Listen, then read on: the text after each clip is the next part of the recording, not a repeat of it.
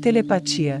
Transmissão oculta do pensamento. Esta foi a expressão utilizada por Allan Kardec, de 1804 a 1869, para designar o fenômeno da telepatia, termo que provavelmente ainda não existia na época em que lançou o Livro dos Espíritos, 1857, terminologia esta que teria sido proposta por Frederick W. H. Myers, de 1843 a 1901, em 1882, e adotada nos trabalhos da Society Psychical Research, de Londres.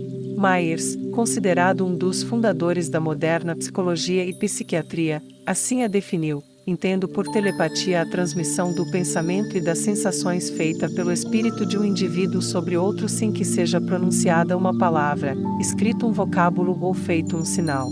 Os espíritos, ao responderem a uma indagação de Kardec, designam-na de telegrafia humana, profetizando que será um dia um meio universal de correspondência. A telepatia pode dar-se, estando o espírito acordado ou dormindo. Acontece de encarnado para encarnado, de desencarnado para desencarnado, de encarnado para desencarnado e de desencarnado para encarnado, dependendo da sintonia ou do tipo de pensamento emanado do espírito.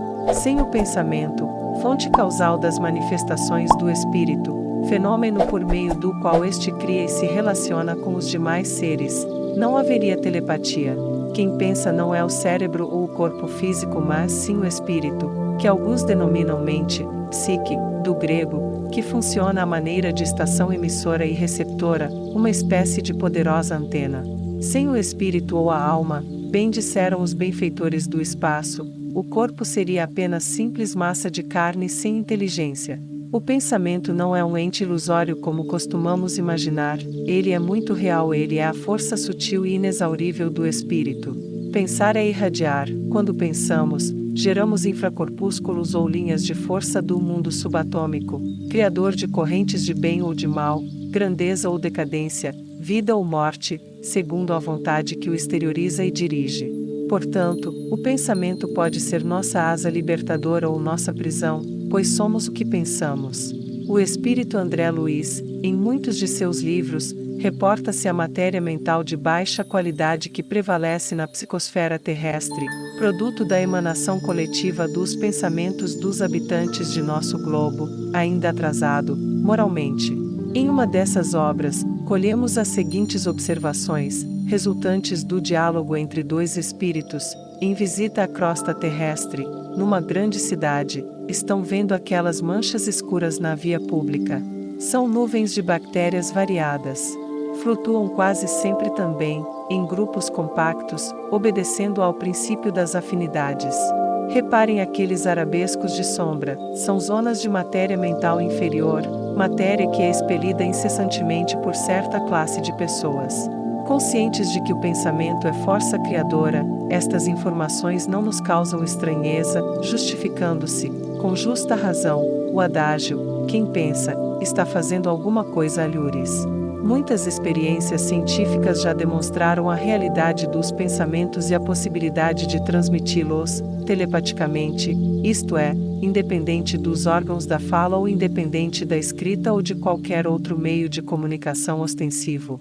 Se formos um pouco mais observadores, constataremos que, frequentemente, estamos exercitando esta faculdade, mesmo sem perceber, isto é, de forma inconsciente.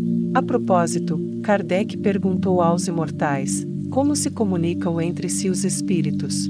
E a resposta não se fez esperar: eles se veem e se compreendem. A palavra é material, é o reflexo do espírito. O fluido universal estabelece entre eles constante comunicação, é o veículo da transmissão de seus pensamentos, como, para vós, o ar é do som. É uma espécie de telégrafo universal, que liga todos os mundos e permite que os espíritos se correspondam de um mundo a outro. Leon Denis, de 1846 a 1927, o apóstolo do Espiritismo, continuador de Kardec, identifica o fenômeno da telepatia como o desabrochar da vida superior no seio da humanidade. A ação telepática não conhece limites. Suprime todos os obstáculos e liga os vivos da Terra aos vivos do espaço, o mundo visível aos mundos invisíveis, o homem a Deus, une-os da maneira mais estreita, mais íntima. Os meios de transmissão que ela nos revela constituem a base das relações sociais entre os espíritos, o seu modo usual de permutarem as ideias e as sensações. O pensamento e a vontade são a ferramenta por excelência com a qual tudo podemos transformar em nós e ao redor de nós. Tenhamos somente pensamentos elevados e puros, aspiremos a tudo o que é grande, nobre e belo. Pouco a pouco sentiremos regenerar-se nosso próprio ser e, com ele, do mesmo modo, todas as camadas sociais, o globo e a humanidade. Em nossa ascensão, chegaremos a compreender e a praticar melhor a comunhão universal que une todos os seres. Não poderíamos deixar de citar aqui a prece, tida por Denis como uma das mais altas expressões da telepatia. A prece é uma invocação, mediante a qual o homem entra, pelo pensamento, em comunicação com o ser a quem se dirige. O Espiritismo torna compreensível a ação da prece, explicando o modo de transmissão do pensamento, quer no caso em que o ser a quem oramos acuda ao nosso apelo, quer no em que apenas lhe chegue o nosso pensamento.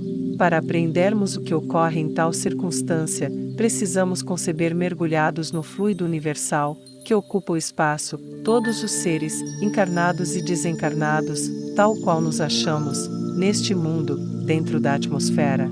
Esse fluido recebe da vontade uma impulsão, ele é o veículo do pensamento, como o ar o é do som, com a diferença de que as vibrações do ar são circunscritas, ao passo que as do fluido universal se estendem ao infinito.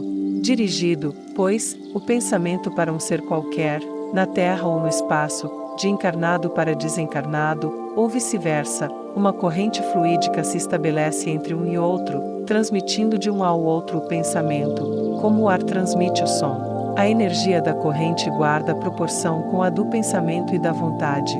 É assim que os espíritos ouvem a prece que lhes é dirigida, qualquer que seja o lugar onde se encontrem. É assim que os espíritos se comunicam entre si, que nos transmitem suas inspirações, que relações se estabelecem à distância entre encarnados. Resumindo, a base da telepatia repousa sobre a sintonia mental entre pessoas que pensam ou vibram na mesma faixa, estejam elas encarnadas ou desencarnadas. Quando pensamos, emitimos ondas mentais, que podem ou não ser sintonizadas por outros espíritos. Isso vai depender do grau de afinidade ou sintonia entre os seres pensantes. A telepatia, como faculdade de transmissão direta dos pensamentos, um dia será praticada por toda a humanidade terrena, quando tivermos ascendido a patamares superiores, ocasião em que poderemos ler as mentes uns dos outros, sem qualquer tipo de constrangimento ou receio, como se fosse um livro aberto, sem que consigamos dissimular nossos pensamentos. Este tempo ainda está muito longe, entretanto, nada obsta que prossigamos nos esforçando, com vistas à transformação moral, agora mais conscientes de nossas responsabilidades, o que nos permitirá, no futuro, o desabrochar completo de nossas faculdades sublimes, denunciadoras de sentimentos elevados. Avaliemos a qualidade de nossas criações mentais. Que tipo de pensamentos estamos emitindo? Eles estão contribuindo para melhorar ou piorar a psicosfera terrena. Com o objetivo de melhor refletirmos sobre as respostas a estas questões, encerramos com a mensagem atribuída a um poeta anônimo, de grande significação para nós, espíritos em processo de aprendizagem. Vigiemos nossos pensamentos, porque eles se converterão em palavras. Vigiemos nossas palavras, porque elas se transformarão em atos. Vigiemos nossos atos, porque eles formarão os nossos hábitos. Vigiemos nossos hábitos, porque eles moldarão o nosso caráter. Vigiemos nosso caráter, porque ele formará o nosso destino.